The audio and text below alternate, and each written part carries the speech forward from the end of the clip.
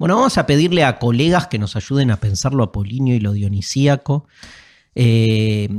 Primero a Sebastián Chun, que es doctor en filosofía por la UBA, investigador del CONICET, trabaja como docente tanto en la educación formal y no formal. Pueden encontrar los cursos, da unos cursos muy buenos online en sebastianchun.com.ar. Sebastián Chun, chun.com.ar. Publicó en el año 2001 Democracia, Porvenir, Ética y Política de la Deconstrucción en la editorial Prometeo. El libro lo leí y es increíble para eso. Es un gran libro que introduce con mucha sofisticación a la filosofía de Derrida, sobre todo en su aspecto ético y político, pero pasa por todos lados.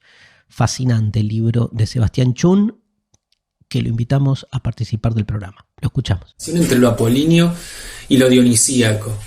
Y para intentar esbozar una respuesta, por supuesto que hay que ir al nacimiento de la tragedia, ¿sí? Ese texto de 1872, fundamental no solo para el pensamiento nietzscheano, sino para la historia de la filosofía.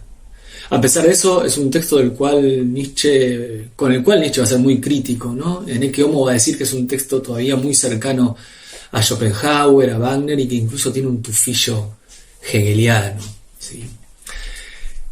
¿Qué es lo que plantea Nietzsche en ese texto? Que sin responder a la pregunta por lo dionisíaco no se puede comprender lo griego, ¿sí? Pero lo que le interesa a Nietzsche no es pensar en términos dicotómicos, en términos oposicionales, sino que le interesa comprender el entramado, la contaminación necesaria entre lo apolíneo y lo dionisíaco. ¿Quién es Apolo? Apolo es el dios de las formas, el dios de las fuerzas figurativas, de la luz, del brillo, de lo que se manifiesta, el dios del fenómeno. Lo apolíneo, por lo tanto, refiere a las formas, a lo visible. ¿Quién es Dionisio? Dionisio es el dios de la embriaguez, del exceso, del desborde con relación a las formas. Lo dionisíaco refiere a ese trasfondo sin forma donde la excepción rompe con toda norma. ¿Qué es lo que encontramos en la tragedia? Dice Nietzsche. Bueno, una relación inédita entre estos elementos heterogéneos, donde lo dionisíaco asume una forma apolínea. ¿Para qué? Para poder manifestarse. Entonces, ¿quién es el encargado de interrumpir esta articulación? Sócrates, con la invención del concepto, con la invención de la pregunta ¿qué es? ¿Por qué? Porque el concepto lo que pretende es aniquilar lo vivo, ¿sí? Aniquilar el devenir. Eso que Nietzsche va a llamar la momificación propia del concepto, el egipticismo del concepto. Nietzsche, Zaratustra, es una reinvención de esa relación griega entre lo apolíneo y lo dionisíaco, una búsqueda de la forma que no traicione ese trasfondo de silencio, de oscuridad y de misterio que signa a toda alteridad. Impecable. Gracias, Seba. Gracias. Impecable. Ese final con la alteridad, esa alteridad realmente, radicalmente otra, que es la que nos trae Dionisio con su indiscernibilidad, ¿no? Su imposibilidad de capturar conceptualmente sentido. Me gustó mucho, ¿no? Esta idea de Sebastián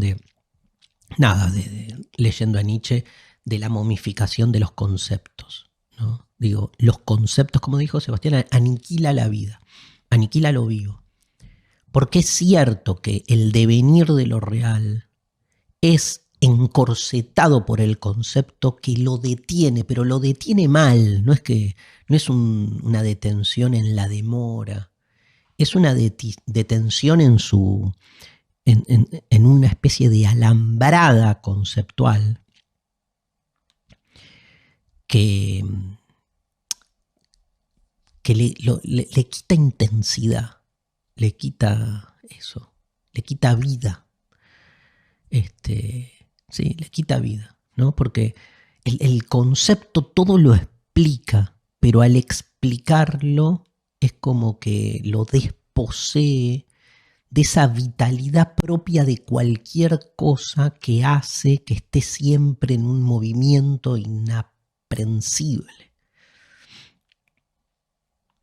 Apolo nos promete el dominio del mundo, su manipulación, pero de un mundo muerto.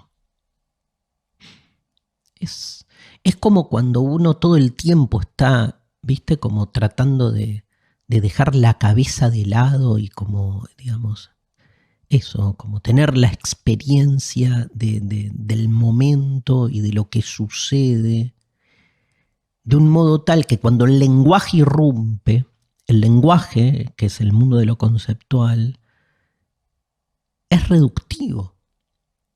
Pero es reductivo porque el lenguaje nunca, digamos, refleja, transparenta, expresa lo vivido. El lenguaje lo que hace es insertar esa experiencia vivida en un sistema previo que ya posee una normativa, un orden, donde se prioriza más entonces que la palabra que viene a traducir esa experiencia encaje en ese sistema ordenado previo, se prioriza más eso que el que la palabra realmente diga. Cuando la palabra dice, habla Apolo, habla el lenguaje. Y Dionisio queda afuera. Cuando Dionisio habla, ¿no? Digamos, uno no escucha una palabra, uno escucha un ruido. Dionisio es ruido, es sonido.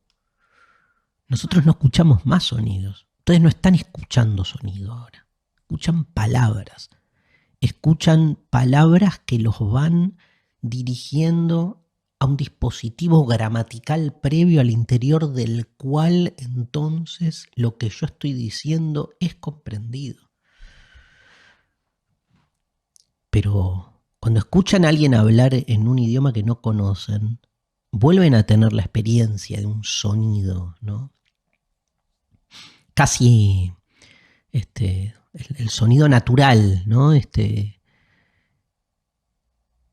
en el lenguaje lo hemos perdido.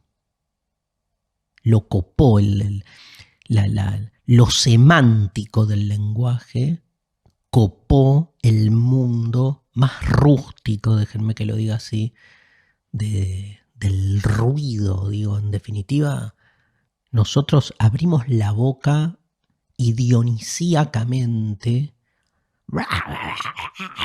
vomitamos ruidos como lo hace un pájaro, como lo hace un perro.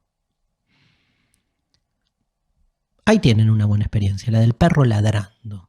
Ahí hay sonido. Eso es Dionisio, nosotros somos eso.